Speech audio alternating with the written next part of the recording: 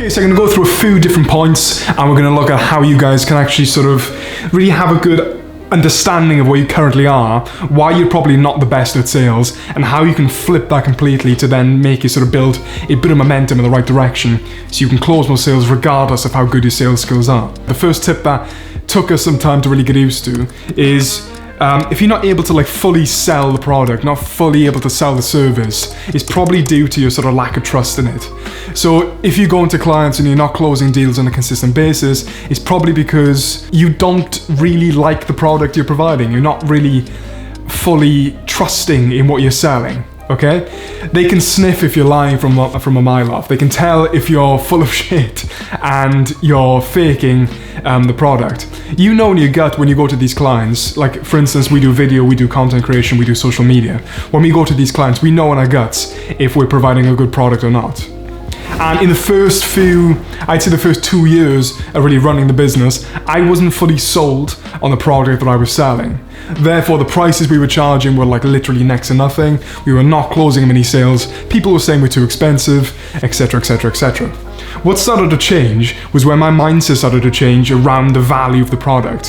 When I started focusing on the service and providing an A1 service to start with, then I was able to go to these clients and charge a decent amount of money and not really be scared about charging that much. Okay, so you have to believe in the product that you're selling. And if you don't, work on the service first. Screw the sales skills, screw any marketing, focus on the product, make it A1 class service to ensure that the clients really, really are happy with the product you're selling. The second point is that you're putting way too much emphasis on the outcome. You have too much of an agenda, and again, the client can sniff that. They can smell it, they can smell that you're desperate for work. Okay? You should not be desperate for work. You should come from an abundance mindset that there is plenty of businesses out there, because there really is. And if you say there's not, you haven't looked. You literally haven't prospected enough to see the sheer list of businesses who are viable for your service in the area. So you go to these clients knowing that you already have a massive array of clients behind you waiting to pay for your service, and if they sign with you, wicked, fantastic news, come on board. But if they don't, hey, we got other clients. There's more people out there, there's always more clients for you to pick from. And if you feel like you're not really getting enough links with any sort of prospects, any clients at all, then it comes back to two different routes. The first being that your product sucks and nobody wants it. The second of which is down to prospecting. You're not looking hard enough and you're not sending out enough messages to other clients, to new clients. The third of which is general practice. You haven't practiced enough at all. If you're bad at sales and you haven't really done enough meetings, you haven't really gone and practiced enough of those sort of interpersonal skills. One sort of sticking point that I used to find, and I think I heard this from Dan Locke literally ages ago, and I loved it, was literally, you can practice on your own.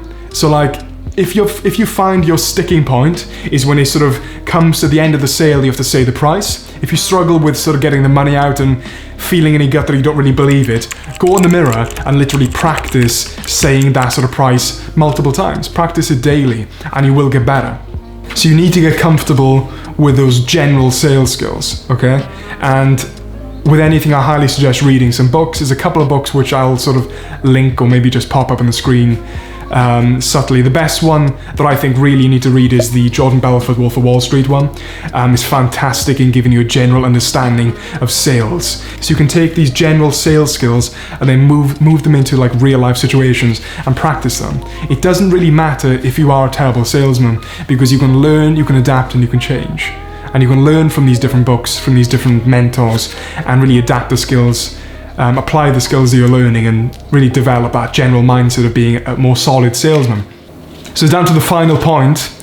So we've discussed briefly having a valuable product, the second of which not being too attached to the outcome, and the third of which is becoming more comfortable with general sales skills.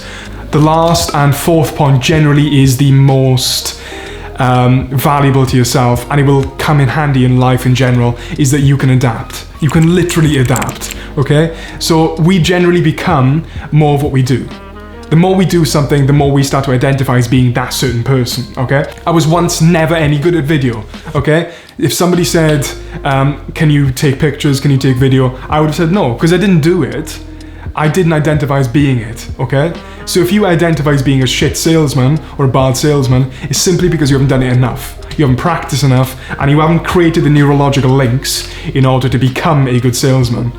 So learn from those books, learn from those mentors, go and apply it, fill that pipeline, get out of that comfort zone a touch, and really start to just get stuck in, man. You can really adapt, you can change yourself as a person and become more and more confident in a sales environment and close more deals. Simple as you can adapt. Always believe that you can adapt, always have that faith in that. Nice, so that's quick and easy, happy days, hope you enjoyed the video. Please feel free to join the Facebook group below in the description. Feel free to drop me a link or a DM or a follow on Insta, we'll have a chat. And any more questions, feel free to either ask in the group or drop a comment below and we're able to get something up for the next video. Nice, cheers.